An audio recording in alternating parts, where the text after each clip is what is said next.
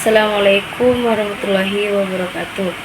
Baik, di sini saya akan menjelaskan tentang meneladani kepemimpinan Rasulullah SAW dan implementasinya dalam kepemimpinan pendidikan.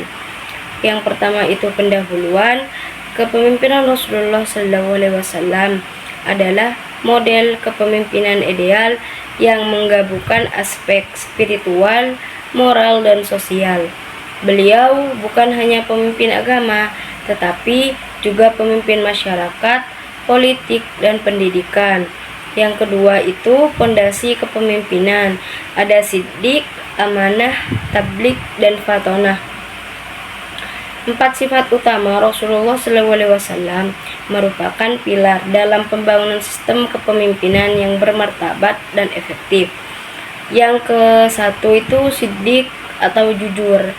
Rasulullah selalu berkata benar dan menjauhi kebohongan. Bahkan kondisi sulit dalam pendidikan, kejujuran menjadi dasar kepercayaan antar guru, siswa, dan masyarakat.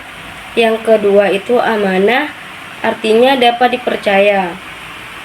Rasulullah memegang amanah dengan penuh tanggung jawab. Pemimpin pendidikan harus menjaga amanah jabatan, tidak menyalahgunakan wewenang. Yang ketiga itu tabligh, yang artinya menyampaikan.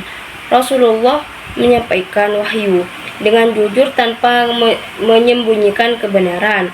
Dalam pendidikan, pemimpin wajib menyampaikan ilmu dan kebijakan secara transparan kepada seluruh pihak. Yang keempat itu fatonah, yang artinya cerdas dan bijaksana. Kecerdasan Rasulullah tampak dalam strategi dakwah dan manajemen umat. Pemimpin pendidikan perlu memiliki kecerdasan intelektual dan emosional dalam mengambil keputusan. Yang ketiga itu empati dan kasih sayang. Rasulullah SAW adalah sosok penuh kasih sayang, empati terhadap semua orang, termasuk anak-anak, wanita, dan kaum lemah. Contohnya, Rasulullah tidak marah ketika seorang badui kencing di masjid. Beliau menasihatinya dengan lembut. Dalam dunia pendidikan, kepala sekolah yang berempati pada guru dan siswa akan menumbuhkan kepercayaan, loyalitas, dan motivasi tinggi. Yang keempat itu kemandirian dan ketegasan. Rasulullah SAW dikenal tegas dalam prinsip, tetapi lembut dalam pendekatan. Ketegasan beliau terlihat saat menghadapi pelanggaran syariat, atau ketidakadilan, namun tetap adil dan profesional. Contohnya, ketika Fatimah atau putrinya mencuri, beliau menegaskan, "Demi Allah, jika Fatimah binti Muhammad mencuri, niscaya akan kupotong tangannya." Dalam konteks pendidikan, pemimpin harus tegas menegakkan disiplin tanpa pilih kasih sayang. Yang kelima itu kepemimpinan melalui teladan atau leadership by example. Rasulullah SAW memimpin dengan memberi contoh terlebih dahulu, bukan hanya memberi perintah.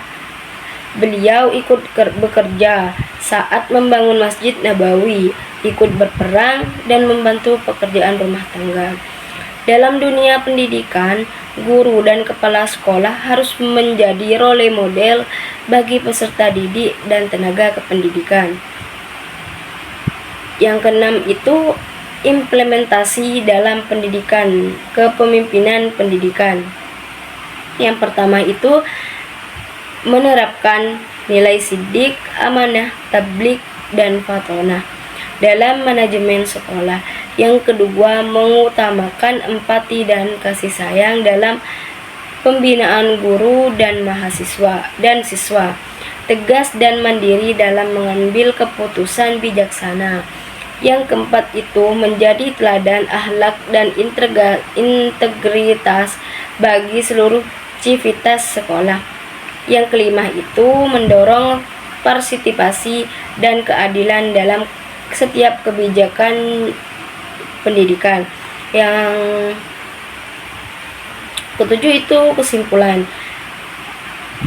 Kepemimpinan Rasulullah SAW memberikan model sempurna untuk diterapkan dalam pendidikan modern. Beliau menyeimbangkan antara kecerdasan intelektual, moral, dan spiritual. Dengan meneladani sifat dan prinsip beliau, pemimpin pendidikan akan mampu.